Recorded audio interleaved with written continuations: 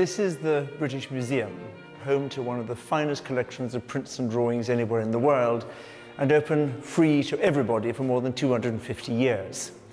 And here, there are more than 90 drawings by Michelangelo. The drawings can now be viewed by any serious student.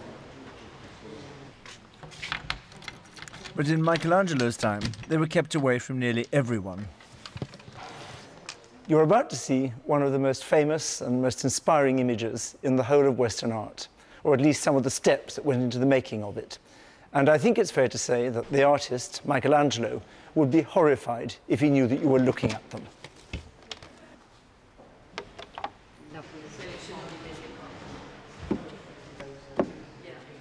This is a 500-year-old bit of work in progress, the sketch for the body of Adam that was to lead ultimately to the great act of creation in the center of the vault of the Sistine Chapel in Rome. This program is about Michelangelo the draftsman. His surviving drawings range from rough preparatory sketches to fully accomplished works of art. But in all of them, we find Michelangelo the creator. The drawings for me are, in a way, trying to say, where does the core of a human being exist? Michelangelo is somebody that is straight into the middle of the form, and the contours find their way out from the mass of the figure. I feel embarrassed because they're so sexy. It's a real eye-opener. These drawings are an essential ingredient in the preparation of knowledge. All his life, Michelangelo drew, but only a small proportion of the drawings survive, and many of them were destroyed by him. And it's because they show his hesitations, his second thoughts, that the master himself, the perfectionist, would have been reluctant to let us see them.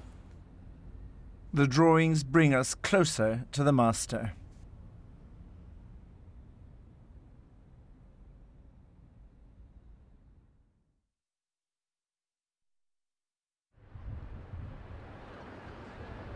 Michelangelo Buonarroti was born in Florence in 1475, into a family that had rather come down in the world, but that still had considerable social pretensions. And he was brought up here, in the parish of Santa Croce, the church where he and his ancestors are buried. Michelangelo's father initially took a very dim view of his son's desire to become an artist and earn his living with his hands.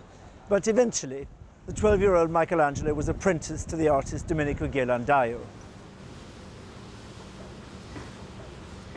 Ghirlandaio and his brother ran one of the most successful workshops in Florence, producing altarpieces and large-scale fresco decorations for the church and for wealthy patrons like the Medici. In time-honoured Florentine tradition, much of Michelangelo's apprentice activities would have centred on drawing. These people, especially in the Renaissance, were so accomplished. I think you would learn fantastic about the space it is on the page, how to express weight and the movement of the body. I think it's really important. Like trying to get this heavier mark to sort of suggest where this hand is in relation to his bum and the way they're weighing down in comparison to something that's not touching, like further down in his leg, like his leg. It's not touching, there's not a pressure on it. Michelangelo is fantastic.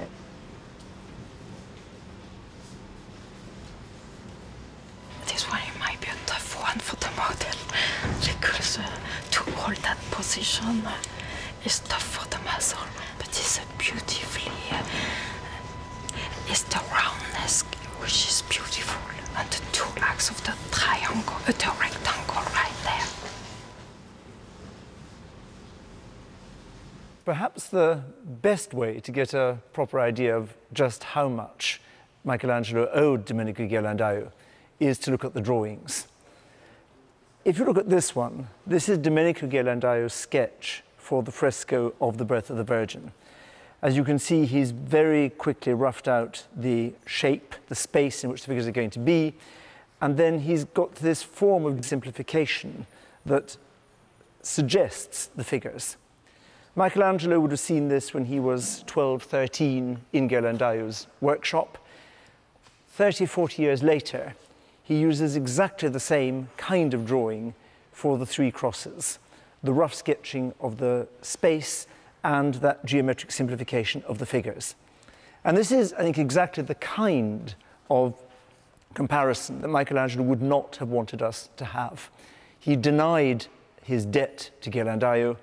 The comparison of the drawings makes it quite clear. And we can see it again in another pair. This, the Ghirlandaio drawing, the sketch for the figure of a young Florentine girl, probably actually a Florentine boy apprentice dressed as a girl, modelling for the fresco. And you can see that Domenico gets the sense of the figure by this mixture of strong vertical lines, hatching, and then dense cross-hatching. It's exactly the same method that's used by Michelangelo a few years later. But Michelangelo, you can see, moves a great deal further. His use of the cross-hatching is much denser, much more specific, giving you a wonderful sense of huge volume, mass in the drapery, in the clothes.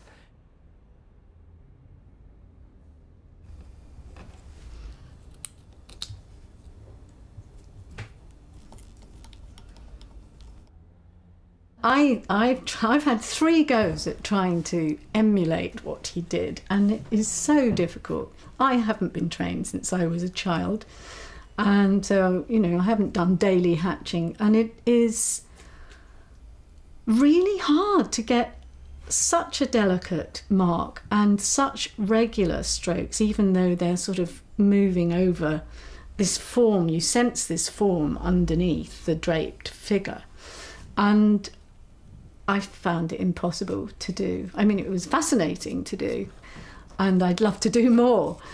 But to get that kind of solidity with such simple tools for a start, I mean, probably a bird's feather, a quill pen like this is very difficult. But this drawing also shows us another thing about Michelangelo that he probably wouldn't have wanted us to see.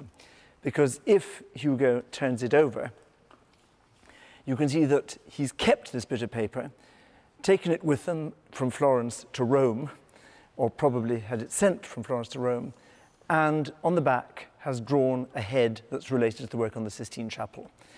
Michelangelo uses the drawings as a stock of ideas that he can return to, his intellectual capital that he carries with him. And it's also a demonstration of a certain meanness. Michelangelo keeps the paper, he reuses it, and he carries it with him. These 4 drawings tell us an enormous amount about the way he worked, about the way he thought.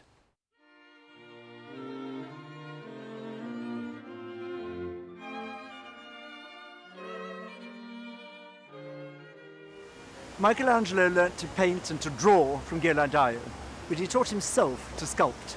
And it was as a sculptor of marble that he was invited to Rome, where in the late 1490s he made the great Pietà, now here in St. Peter's.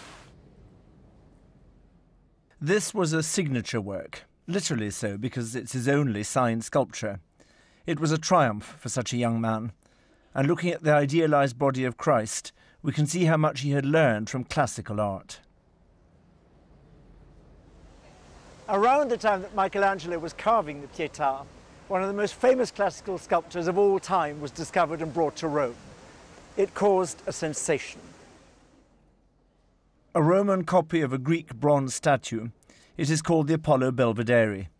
It became a byword for graceful idealization of the naked male figure, and it must have astonished Michelangelo.